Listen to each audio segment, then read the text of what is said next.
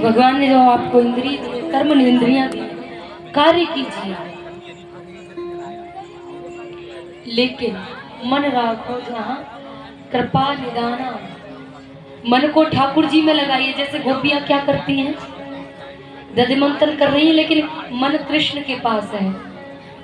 कहीं कृष्ण ना आ जाए, कहीं कन्हैया नहीं आ जाए।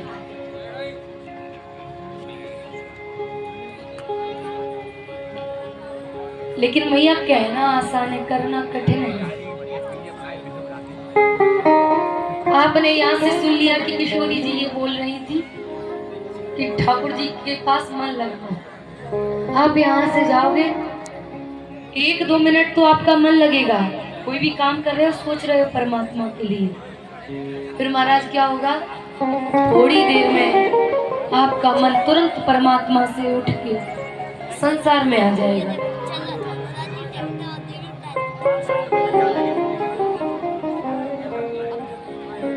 आप भगवान के सामने जाते हो बाबा जी, भगवान के सामने जब हम जाते हैं तो चाहे कितना भी बड़ा जुआरी क्यों ना हो, चाहे कितना भी विषय व्यक्ति क्यों ना हो, भगवान को देखेगा तो एक पल के लिए विचार करता है, अरे यहाँ मंदिर है, यहाँ कथा हो रही है, यहाँ मैं कोई ऐसा काम नहीं करूँगा जिससे लोगों को दिक्कत हो।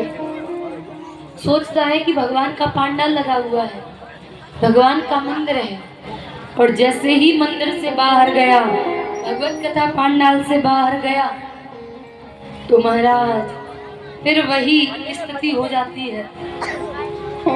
वैराग्य 2 जगह पर आता है मैया, 2 जगह पर वैराग्य आता है। एक तो भगवत कथा पांडाल में और एक शमशान में। शमशान वैराग्य की भूमि है।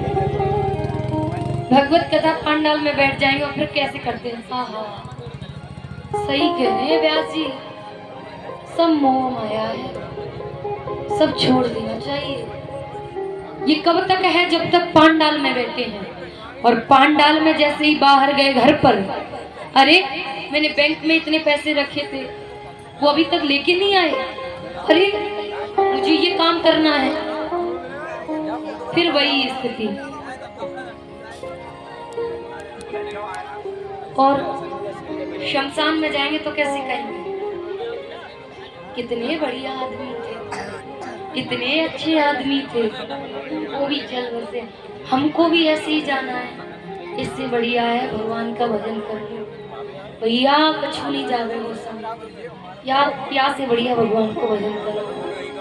आज से ही हम भगवान को भजन करेंगे, ऐसा लगेगा महाराज ज्ञानी नामाग्रगण्यम, ज्ञानियों में भी अग्रगण्यम हो गए, इतना ज्ञान। घर आए, अरे मैंने कहा था मेरी इस जगह पर पैसे रखे थे, उठाना मत, उठा लिए। मेरे पास खुद पैसे ऐसे नहीं है, जोर जोर के खुद पैसे रख रहे हैं। क्या बाबा जी कहाँ ऊपर ले जाओगे ये हम लोग, खूब संभाल के रखेंगे पैसे।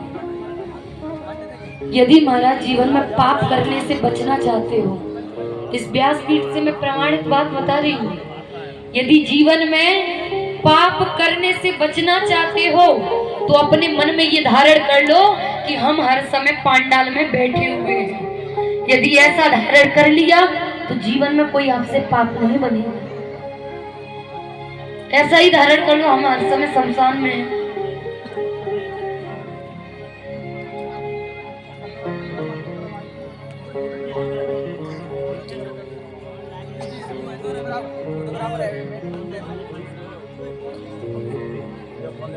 तो महाराज ये स्थिति आना बहुत कमजोर है।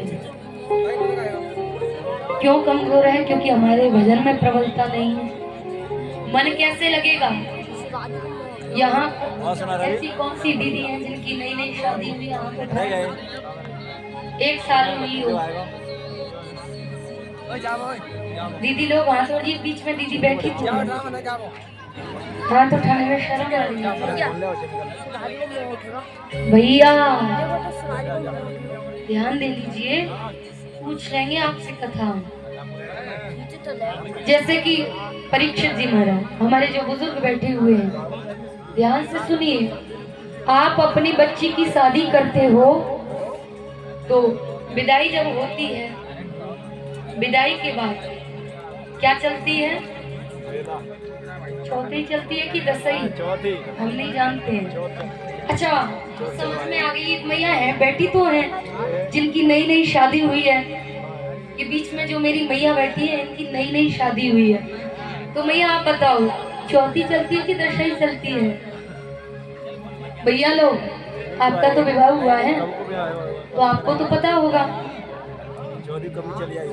कई कई दसई चलती है, कई। अच्छा, मैया ने इशारा कर दिया। चौथी चलती है। तो उसके बाद क्या करते हैं? वो आपकी जो कन्या है, आपने जिसका विवाह कर दिया, वो मायके में आएगी, 10-15 दिन रहेगी, फिर ससुराल में जाएगी, फिर मायके में आएगी, फिर रहेगी, फिर मायके में जाएगी, फिर ससुराल आएगी, फिर मायके में जाएगी, फिर ससुराल आएगी। कम से कम महाराज ये सिलसिला कब तक चलता है? जब तक उसका मन ससुराल में ना लग जाए। 1 साल तक यही सिलसिला चलता है। ये जो हमारी मैया होती है ना, जैसे कि बेटी की माँ, वो महाराज पूरी बेलते बेलते ही थक जाती है। अरे अब बेटी आ गई, ससुराल भेजना है, पूरी भी बनानी है। कछु मैया इटावा की बेटी वही है, और कछु तो मैया सैफई की बेटी वही है। यहाँ में और सैफई की तरफ देखो महाराज, ये बड़ी बड़ी पूरी बनती है। क्यों बोल रहे हैं? हमें कैसे पता है? क्योंकि हमारे रिलेशन में एक मैया पड़ती है, वो भी इधर सैफई की। ऐसे हमें पता है।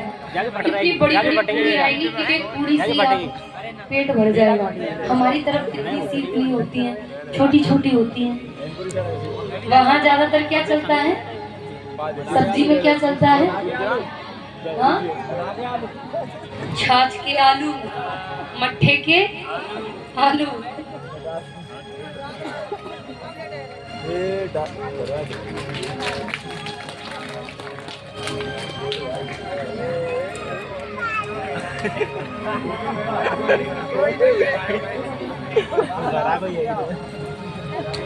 तो महाराज, बेटी बार बार ससुराल, बार बार मायके क्यों आती है? क्योंकि ससुराल में नई नई जाती है तो उसका इतनी जल्दी मन नहीं लगता। ससुराल में नए लोग मिलते हैं। एक दिन ऐसा आता है महाराज, मायके में से जब भैया जाता है लेने के लिए अपनी बहन को ससुराल,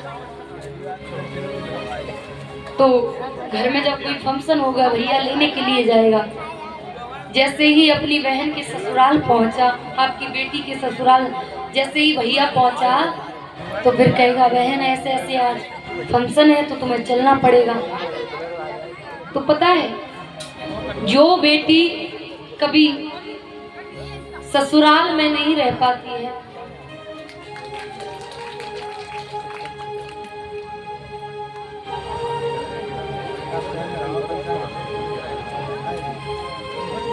जो बेटी कभी ससुराल में उसका मन नहीं लगता था,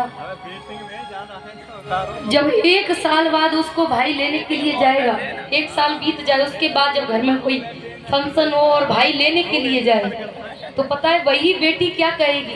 जो उसका कभी मन नहीं लगता था, वही बेटी, वही बहन क्या कहेगी कि भैया मैं, वो तो बात ठीक है कि चलो घर में फंक्शन है, लेकिन मैं नहीं आ सकती क्योंकि मेरी गाय जो है वो इकातू है। इकातू जानती हो मैया?